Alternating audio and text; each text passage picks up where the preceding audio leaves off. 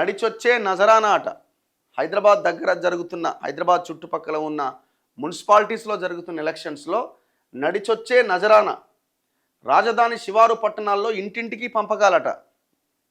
Vote తమకేనంటూ ప్రమాణాలు తీసుకుంటున్న అభ్యర్థులు పగలు ప్రచారం కన్నా రాత్రి మంత్రాలకే ప్రాధాన్యం ఎక్కువ ఉందట. అంతే కదా, మరి రాత్రే ఉంటుంది ఏదైనా, పొద్దుగానంతా అవుతుంది.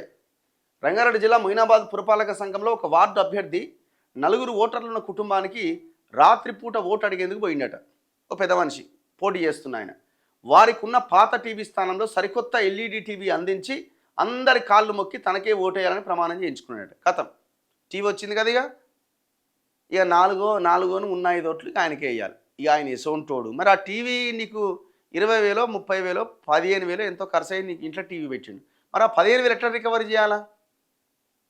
ఎట్లా రికవరీ? రేపు పొద్దున నీ ఇంటి ముందు మోరి గలీజ్గా ఉన్నది, లేకపోతే నీ ఇంటి ముందు లైట్ వెలుగుతలేదు, నీకేదన్నా సమస్య వచ్చిందా మున్సిపాలిటీలో, పోయి ఏమైనా కౌన్సిలర్ గారు మరి గెలిస్తేవి ఏమైనా నీ పని అంటే, ఏమరా రోజు చూసే టీవీ ఎక్కడిదిరా, నీకు టీవీ గతినాదరా, నువ్వు చూసే టీవీ నేను కాదురా ఇచ్చింది, లేకపోతే నీకు గతి ఎక్కడిదిరా అంటే ఏడ ముఖం పెట్టుకుంటావు చెప్పండి ఒకసారి?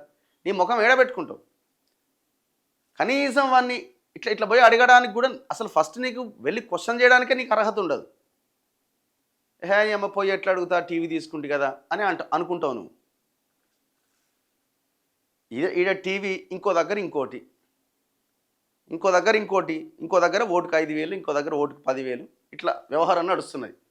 ఈ సమాచారం తెలిసిన ప్రత్యర్థి, ఇక ఆయన టీవీ ఇచ్చింది కదా, ఇంకో ఆయనకు తెలిసింది, ఆయన ఆపోజిషన్. ఈ సమాచారం తెలిసిన ప్రత్యర్థి సరికొత్త ఫ్రిడ్జ్తో నా ఇంటికి పోయినట.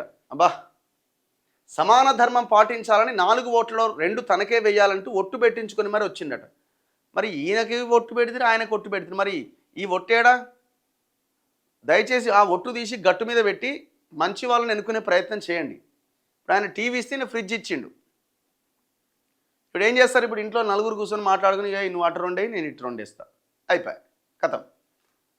ఇప్పుడు అదే జరుగుతుంది. అందుకే రిజల్ట్ ఎవరు గెలుస్తారు ఎవరు ఓడుతారు అన్నది ఇవాళ రేపు చెప్పడం కష్టమైపోయింది. ఇప్పుడు హోరాహోరీ ఫైట్ ఉన్న దగ్గర అయితే చెప్పడం ఇంపాసిబుల్. మరీ క్యాండిడేట్ వరస్ట్గా ఉంటే వాడు ఎంత ఖర్చు పెట్టినా ఉపయోగం లేదు. కానీ కొంత ఫైట్ హోరాహోరీగా ఉన్న దగ్గర రిజల్ట్ చెప్పడం కష్టమైపోయింది. ఇప్పుడు ఏమైతే 4 ఓట్లు 2 ఆయనకు 2 ఈయనకు. పురపాలక ఎన్నికల్లో ప్రచారం తారాస్థాయికి చేరింది. పోలింగ్ తేదీ సమీపిస్తుండటంతో అభ్యర్థులు ప్రచారాన్ని ముమ్మరం చేశారు. పగటి వేళ ఇంటింటికి ప్రచారం, కరపత్రాల పంపిణీ, డప్పు వాయిద్యాలు, నృత్యాలతో కోలాహలంగా నిర్వహిస్తున్నారు.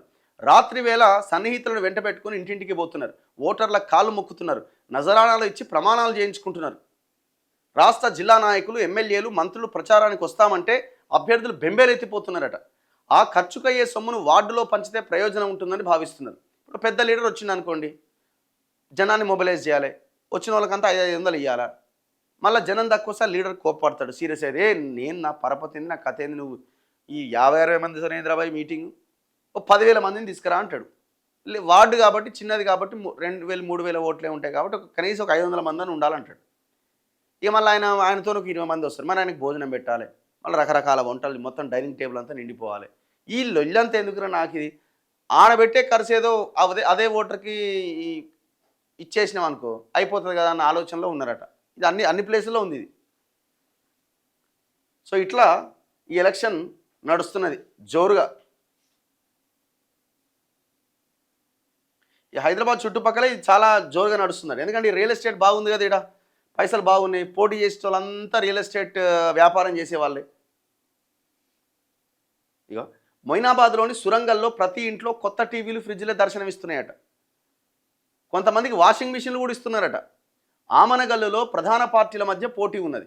ఇక్కడ ముక్కోన పోటీ నెలకొనడంతో రాత్రి మంతనాలు ప్రాధాన్యం సంతరించుకున్నాయి. ఒక వార్డులో 1,200 వరకు ఓట్లుంటే దాదాపు 6,000 మందికి నజరానాలు ఇచ్చడానికి గిఫ్ట్లే అటిగా. ఇక ఇబ్రహీంపట్నం, ఇంద్రేశం, ఇస్నాపూర్లో కూడా ఇదే తంతు. పక్క పార్టీకి చెందిన వారైనా సరే నజరానాలు ఇచ్చి తమ వైపు తిప్పుకుంటున్నారు. ఈ వ్యవహారంలో సామాజిక వర్గం, రక్త సంబంధం, స్నేహం వంటి కార్డులు ఉపయోగిస్తున్నారు. ఓటర్లకు భారీ నజరానాలు పంచే అభ్యర్థులు ఓడిపోతే వాటిని తిరిగి ఇమ్మంటారనే భయం కూడా ఓటర్లను వెంటాడుతుంది. చాలామంది దేవుని ఫోటో పట్టుకొచ్చి నువ్వు నాకు ఓటు వేసినావా లేదా ప్రమాణం చేయి, ఓటు వేసినావు అంటే ప్రమాణం చేయి, నిన్ను అడగా, ఓటు వేయలేదు నువ్వు ప్రమాణం చేయలేదు అనుకో, నువ్వు తీసుకున్న పైసలు నాకు ఇచ్చేయి. రేపు పొద్దున నీ ఇంట్లో ఉన్న టీవీ నువ్వు చూస్తుంటేనే వాడు అదంతా ఉడబిక్కొని అవతల పడతాడు ఒకవేళ ఓడిపోతే. ఇజ్జత్ కచరా అవుతుంది. అనవసరంగా దయచేసి ఆ ప్రయత్నం చేయకండి. ఇజ్జత్ పోతుంది మీది. చివరికి ఏమవుతుంది, అరే నీ ఈ టీవీ నువ్వు కొనలేదారా, వాడిస్తే నువ్వు తీసుకున్నావారా అంటారు పక్కింటి ఆయన. నీకు జీవితాంతం అదొక ఇది. ఇంకొక ఆడ పట్టు చీర కుంకుమ భరణి ఆట. మున్సిపల్ ఎన్నికల ప్రచార గడువు సోమవారంతో ముగుస్తుండటంతో అభ్యర్థులు విజయ తీరాలకు చేరాలని మహిళా ఓటర్లపైన దృష్టి పెట్టినట. రంగారెడ్డి, మేడ్చల్ జిల్లాలోని 9 మున్సిపాలిటీల్లో 6 ఇంట్లో మహిళా ఓటర్లే ఉన్నారు. మొత్తం 194 వార్డుల్లో 97 స్థానాలు మహిళలకు రిజర్వ్ అయినాయి. కాంగ్రెస్, బీఆర్ఎస్, బీజేపీ నాయకులు తమ తమ పార్టీల నుంచి పోటీ చేస్తున్న మహిళా అభ్యర్థులను గెలిపించుకోవడానికి మహిళా ఓటర్లకు ఇచ్చేందుకు పట్టు చీరలు, బహుమతులు సమకూర్చుకుంటున్నారు. షాద్నగర్లోని కొన్ని వార్డుల్లో పట్టు చీర, కుంకుమ భరణితో పాటు నగదు ఇచ్చేందుకు సన్నాహాలు చేస్తున్నారట. ఇట్లా రకరకాలుగా ఇగో ఫ్యామిలీ పార్టీస్ పేరుతో ఫామ్ హౌస్లు, రిసార్ట్స్లో మధ్యాహ్నం వేళల్లో విందు భోజనాలు ఏర్పాటు చేస్తున్నారట. ఈ మామూలుగా లేదు, ఇక సినిమా ఉన్నది. ఈ రూరల్ ఏరియాలో పెద్దగా లేదు, కానీ ఈ హైదరాబాద్ చుట్టుపక్కల సినిమా ఇటు సంగారెడ్డి, పటాన్ చెరు, ఇటు చేవెళ్ళ, శంకరపల్లి ఏరియాలు.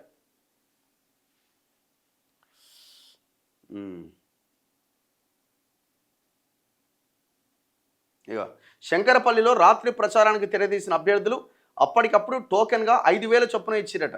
మళ్ళీ ఇస్తామంటూ భరోసా ఇచ్చి ప్రమాణం తీసుకున్నారట. శంకరపల్లి మున్సిపాలిటీ జనరల్కు రిజర్వ్ అయింది. గెలిస్తే తానే చైర్మన్ అని భావించే ఒక అభ్యర్థి చీరలు, మిక్సీలతో పాటు నగదును కూడా పంచిపెట్టిపోయిందట. కథ చూడు ఎట్లుందో.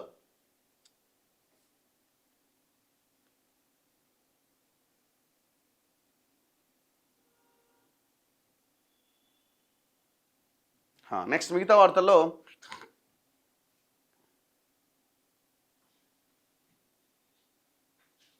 Public comments.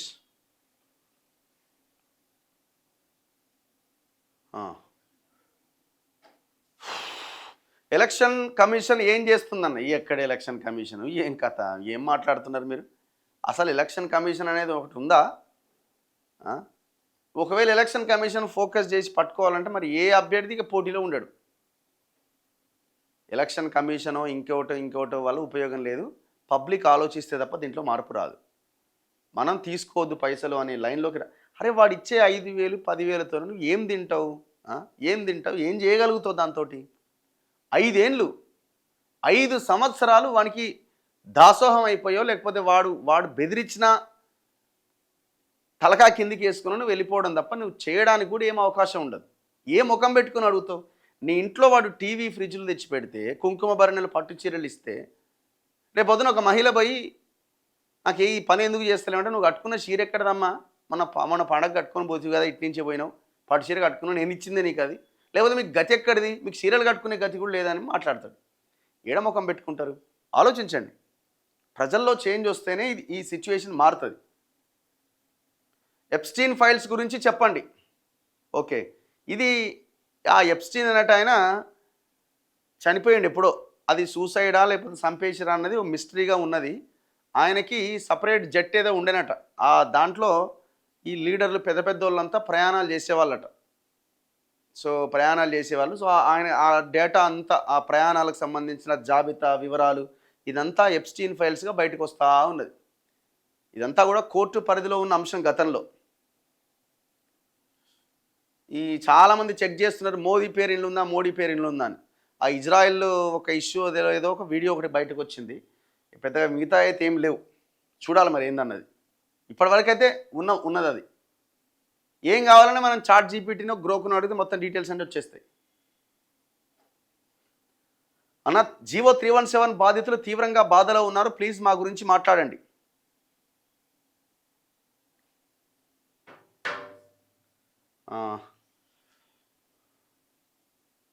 శేషన్ గారితోనే పోయింది ఎలక్షన్ కమిషన్.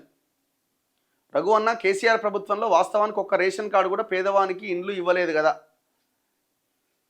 ఇప్పుడు కేసీఆర్తో కంపేర్ చేసుకోకండి బాస్. కేసీఆర్తో కంపేర్ చేసుకొని ఆయనకంటే మేము గొప్ప, ఆయనకంటే మేము బెటర్ కదా. ఇది కాదు పరిపాలన అంటే. పరిపాలన అంటే పెన్షన్లు ఇస్తానో, ఆడో ఈడో ఇండ్లు ఇస్తానో పరిపాలన కాదు అది. చేంజ్ అని అంటే ఏంటి? ప్రజల యొక్క జీవితాల్లో కొంత మార్పు అనేది రావాలి, కనబడాలి. ఆయన ఫ్రీ బస్ ఇవ్వలేదు కదా, ఇది ఇచ్చిండు కదా. ఇంకోటి, ఏ గవర్నమెంట్ అయినా కొన్ని మంచి కనబడతాయి, కొన్ని చెడ్డగా కనబడతాయి. దోపిడీ ఒకరు బీభత్సంగా చేస్తే ఒకరు ఇంకొక రకమైన దోపిడీ ఉంటుంది. ఓటు అమ్ముకుంటే కొనే నాయకులు గెలుస్తారు, అంతే కదా. మరి మున్సిపల్ ఎన్నికల్లో బీజేపీ మెరుగైన స్థాయిలో విజయం సాధిస్తుందట. చూడాలి మరి. అంటే నేను అనుకోవడం సౌత్ ఏరియాలో ఏమో కానీ నార్త్లో వాళ్ళ కౌన్సిలర్ సీట్లు పెరిగే అవకాశం ఉంది. బట్ చైర్మన్ పదవులు కూడా కొట్టేంత సిచ్యువేషన్ ఉంటుందా అంటే కొంత కష్టమే అనిపిస్తుంది నాకైతే. రిజల్ట్ రోజు చూద్దాం, ఇవన్నీ ఎందుకు మాట్లాడడం. కాకపోతే మెంబర్స్ పెరుగుతారు, వార్డ్ మెంబర్స్ పెరుగుతారు, కౌన్సిలర్లు పెరుగుతారు, కార్పొరేటర్లు పెరిగే అవకాశం ఉంది.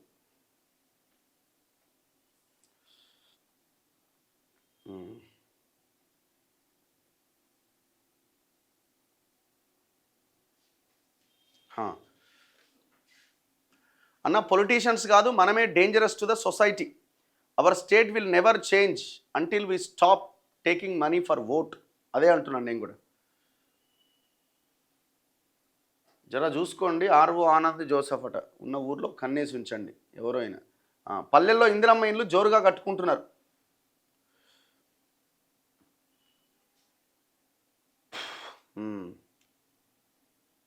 జీవో 118 గురించి మాట్లాడండి, వేల మంది ఎదురు చూస్తున్నారు. గురుకుల టీచర్స్ ప్రాబ్లమ్స్ గురించి మాట్లాడండి. పేరుకు మాత్రమే ప్రజాస్వామ్యం, పరిపాలన ఒక వర్గానిది, అదే ధనిక వర్గం. డబ్బులు ఉంటేనే రాజకీయాల్లోకి రావాలి. సిచ్యువేషన్ అట్లున్నది. అట్లా పొల్యూట్ చేసినారు. టికెట్లు ఇచ్చేటప్పుడే నీకు ఎంత నీ దగ్గర, పబ్లిక్ కూడా ఎంత ఉన్నాయని పోటీ చేస్తున్నావు, పైసా లేకపోతే నువ్వు ఏడ గెలుస్తావా, వాడు గెలవడే అని ఫస్ట్ డేనే డిసైడ్ చేసి పడేస్తున్నారు. వాని దగ్గర పైసలు లేవు, వాడు గెలవాడు, కథం.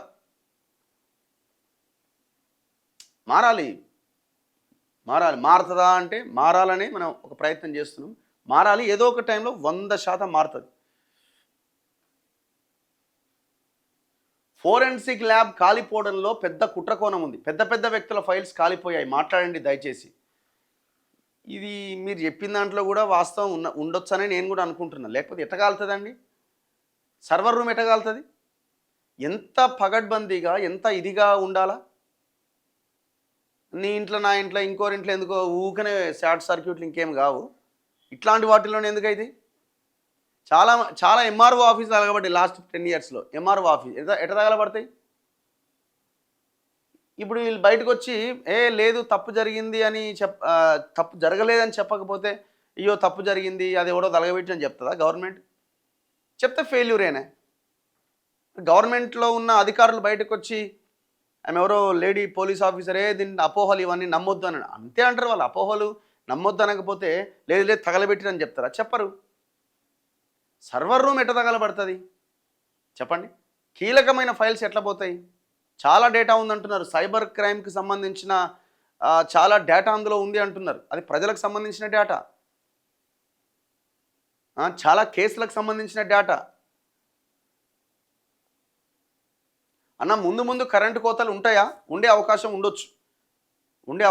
ఉండొచ్చు అని నాకు అనిపిస్తుంది. ఎందుకంటే ఇంతకుముందు పవర్ విషయాన్ని చూస్తే ఇప్పటికే డిమాండ్ విపరీతంగా పెరిగిందట. మొన్న 6వ తారీఖు 16,000 మెగావాట్ల 16,000 యూనిట్ల పవర్ని కొన్నారట బయట స్టాక్ ఎక్స్చేంజ్లో, ఇంధన ఎక్స్చేంజ్లో. అంటే ఏ రోజుకి ఆ రోజు కొంటారు. ముందు రోజు డబ్బులు కడితేనే పవర్ ఇస్తాడు వాడు. ముందు రోజు కోడ్ చేయాలి, డబ్బులు కట్టాలి, మాకు ఇంత కావాలని నెక్స్ట్ డేకి పవర్ ఇస్తాడు. సో మన దగ్గర ఉత్పత్తి అయ్యే కరెంటు సరిపోతలేదు. మన దగ్గర ఉత్పత్తి అయ్యే కరెంటు కంటే బయట దొరికేదే చీప్ ఉన్నది. ఇది 5 రూపాయలు అయితే అది 3 రూపాయల 50 పైసలు దొరుకుతున్నది బయట. కాకపోతే సమ్మర్ వరకే అది ఇంకా పెరగవచ్చు. ఇదంతా ఈక్వేషన్ అంతా చూస్తుంటే మొన్న ఉద్యోగుల జీతాలు ఏవో 4వ తారీఖు దాకా ఆపి ఆ పైసలతో కొన్నారట. మరి రేపు ఇంకా పెరిగితే అప్పుడేం చేస్తారు? అన్న రాజ్యాంగం నీ సిలబస్లో పెట్టమని అడగండి. పెడతారా? ఈ ప్రభుత్వాలు పెట్టాయి అన్న. గత ప్రభుత్వంలో జీవో 59 కింద రెగ్యులరైజేషన్ చేస్తామని డబ్బులు చెల్లించారు. వారు చాలా ఇబ్బంది పడుతున్నారు. అది పెద్ద మాఫియా స్కామ్. అది లెక్కలు తేల్చి జెన్యూన్గా అప్లై చేసుకున్న వాళ్ళది క్లియర్ చేస్తలేరు. ఇంకా ఒక ఎకరం భూమి ఉందనుకోండి, దాన్ని 4 పార్ట్స్గా డివైడ్ చేసి 4-5 పార్ట్స్గా మేము ఎప్పటి నుంచో కబ్జాలో ఉన్నామని చెప్పి రిజిస్ట్రేషన్లు చేసుకున్నారు. జీవో 59 కింద అప్లై చేశారు. అట్లా కొన్ని వేల ఎకరాలు లేపేశారు.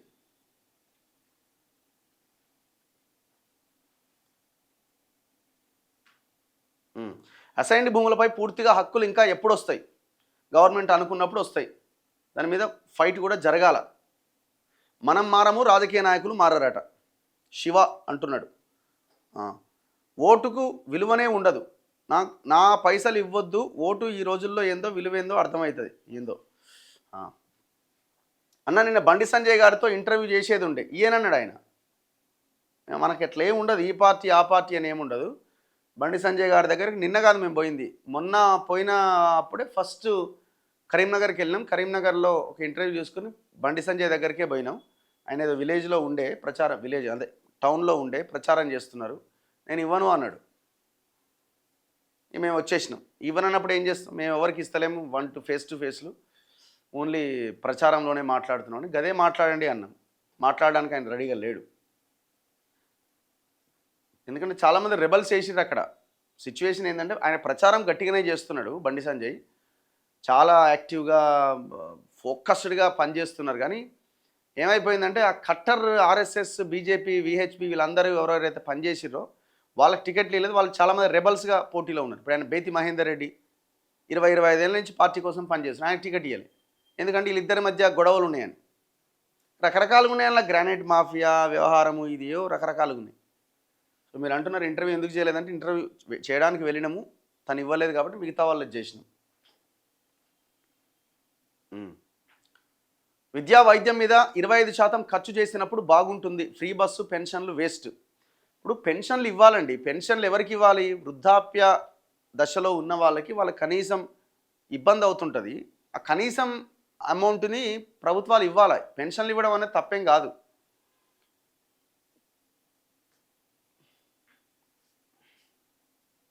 గ్రూప్ 1 మీద ఒక పోల్ పెట్టండి. ఇప్పుడు ఏం పోల్ పెట్టినా ఏం చేసినా ఏముంటుంది, అల్టిమేట్గా కోర్టులు డిసైడ్ చేయాలి. ఈ కోర్టులు కథా వ్యవహారం మనకు తెలియంది కాదు, ఏమవుతున్నది అన్నది.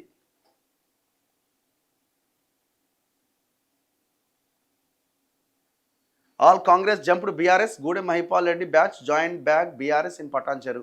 Very interesting politics. Is there any analysis who is winning higher? Raghu అట. అక్కడ కాటా శ్రీనివాసు, నీలం మధు కలిసే పనిచేస్తున్నట్టున్నారు. ఈయనది ఎవరిది? గూడెం మహిపాల్ అటు ఇటుగానే వ్యవహారం అయిపోయింది. అటు పోయిండు, అటు పోతే వాళ్ళు తని తరిమేశారు. ఆడ ఉండడానికి అవకాశం లేకుండా పోయింది. మళ్ళీ మన సుప్రీంకోర్టులు చెప్పిన దాంట్లో ఈ అమ్మాయి ఇది అని మళ్ళీ నేను బీఆర్ఎస్లో ఉన్నా అని చెప్పిండు.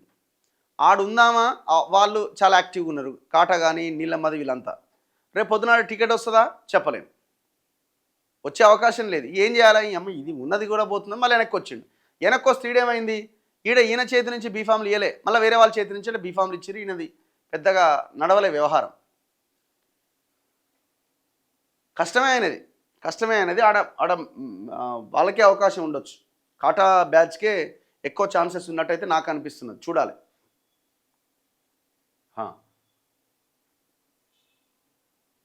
ఎవరైనా కొత్త పార్టీ పెట్టాలి అనుకుంటే ఇప్పుడే పెట్టాలి, లేట్ అయితే కష్టమే. చూద్దాం ఏం చేస్తారో. ఫ్రీ బస్సు వేస్ట్ తీసేయాలి. ఫ్రీ పెట్టకపోయినా అట్లీస్ట్ ఒక హాఫ్ టికెట్ అన్న పెట్టాలా.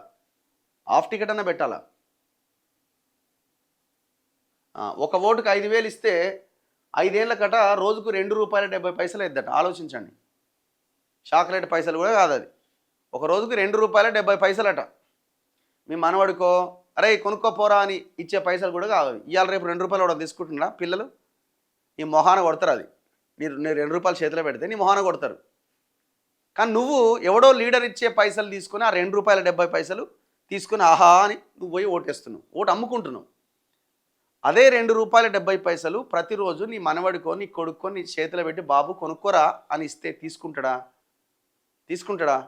కానీ నువ్వు తీసుకుంటున్నావు. ఎవడో లీడర్ వచ్చి నీ ఓటు నాకు వెయ్యి అని ₹2.70 రోజుకి వచ్చి నీ దగ్గర కొనుక్కుంటున్నాడు. అంటే నీ మనవడికి నీ కొడుక్కే లేకపోతే నీ పిల్లలకు ఉన్న తెలివి కూడా నీకు లేదనమాట. వాడు ఇచ్చే ₹2.70 నువ్వు తీసుకుంటున్నావు. నీ పిల్లలకి ఇచ్చి చూడు, నువ్వు అదే ₹2.70 రోజుకి నువ్వు తీసుకుంటాడేమో అడగండి. చలో నెక్స్ట్. అన్న మీరు ఒకసారి కోదాడ పోవాలి రాజేష్ గురించి, ఆ కర్ల రాజేష్ లాకప్ డెత్కి సంబంధించింది. యాక్చువల్గా కొన్ని ఛానల్స్ కలిసి వెళ్ళాలన్నది ఒక ప్లాన్ ఉండే, చూడాలి వెళ్ళాలి. రీజనల్ రింగ్ రోడ్ గురించి మాట్లాడండి. ఓకే, నర్సంపేట్ ఓన్లీ కాంగ్రెస్ అట. డిస్ట్రిక్ట్ రీఆర్గనైజేషన్ అప్డేట్ ఏమన్నా ఉందా? ఆల్రెడీ నిన్న ముఖ్యమంత్రి చెప్పింది కదా, ఇవన్నీ అపోహలు మాత్రమే. నేను ఇప్పుడు కాదు, 15 రోజుల కింద వార్త వచ్చినప్పుడే చెప్పిన, ఇదంతా పెద్ద బోగస్. ఒకసారి జిల్లా అయిన తర్వాత దాన్ని మార్చడం అంటే అంత ఈజీ కాదు. ఎప్పటికీ ఒకవేళ కనుక మారిస్తే ఆ జిల్లా ప్రజల నుంచి వ్యతిరేకతను మూటగట్టుకోవాల్సిందే ఆ పార్టీ, ఎవరు అధికారంలో ఉంటేవారు. కాబట్టి దాన్ని మార్చడం వల్లనో లేకపోతే ఇంకేదో చేయడం వల్లనో ఏమొస్తుంది? బడ్జెట్ కేటాయించి అక్కడ ఉన్న పరిస్థితులు ఏమైనా మారిస్తే ఉపయోగం ఉంటుంది. జిల్లాలు పెంచడమో దానివల్ల కాదు అయ్యేది. సో అందుకే ఆయన ఏం తగ్గించేది కానీ ఇంకోటి చేసేది కానీ ఏం లేదని చెప్పింది క్లియర్గా. కాంగ్రెస్ పార్టీ ఇందిరమ్మ ఇండ్ల విషయంలో కొలతలు పెట్టి వేస్ట్ చేసింది. నేను కాంగ్రెస్ పార్టీని అయినా కాంగ్రెస్ కోట్ వేయనట. Karman Ghat temple back side ఇష్యూకి సంబంధించి వాళ్ళు కాల్ చేస్తున్నారు, లిఫ్ట్ చేయండి. ఇప్పుడు విషయం ఏంటంటే అక్కడ 20 ఇండ్లు ఉన్నాయి, అందులో ఒక 10 మంది రెంట్ కడుతున్నారట, 3,500. వీళ్ళు రెంట్ కట్టట్లేదు. ఆ Karman Ghat temple back side issue ఏంటంటే 21 మందిలో ఒక 10 మంది రెంట్ కడుతున్నారు, ఇంకొక 9 కుటుంబాలు కడతలేవు. ఇక అక్కడ ఉన్న ఎండోమెంట్ వీళ్ళందరూ ఎప్పటి నుంచో కోర్టులు వాళ్ళకి మధ్య నడుస్తున్నది. కోర్టుకు వెళ్తే కోర్టు ఏదో వాళ్ళని వెకేట్ చేయమని ఇచ్చిందట. కానీ కనీసం హ్యుమానిటీ ఉండాలి కదా. ఇప్పుడు ఆ టెంపుల్గా 3,500 రూపాయలు తక్కువైనాయా అంటే ఆ 3,500 కూడా అందరు కలిసి కడితే మళ్ళీ కూడా మింగుదామని ప్లాన్ ఏముంటుంది ఆడ? రాత్రికి రాత్రి 2 గంటల రాత్రి పోయి వాళ్ళని రోడ్డు మీద పడేసారు. నేను ఏం చెప్పినా అంటే వాళ్ళకి తలుపులు బద్దలు కొట్టి లోపలికి వెళ్ళండి. ఏం చేస్తారు? ఏమి చంపుతారా? వచ్చి చంపనైతే చంపరు కదా, ఏం చేయగలుగుతారు వాళ్ళు? చూద్దాం, పెద్ద ఇష్యూ కానివ్వండి, ఏమవుతుంది. కానీ పార్టీలు కూడా చూడండి, బీజేపీ ఎవరు అక్కడ ఉన్న లోకల్ కార్పొరేటర్ తప్ప ఏ బీజేపీ నాయకత్వం పోయి ఆడ కొట్లాడతలేదు. బీఆర్ఎస్ వాళ్ళు కూడా పోతలేరు కనీసం. మరి ఏం లాలొచ్చో వీళ్ళకి అర్థం కావట్లేదు. ఏమనంటే ఎలక్షన్స్ ఉన్నాయంటారు. చలో పోలీస్ నోటిఫికేషన్ల గురించి మాట్లాడండి అంటున్నారు. ఇక వాళ్ళు ఎప్పుడు వేస్తారు అన్నది ఇక వాళ్ళ బుద్ధి పుట్టినప్పుడు వాళ్ళు వేస్తారు. అట్లే ఉన్నది కదా రాజకీయం.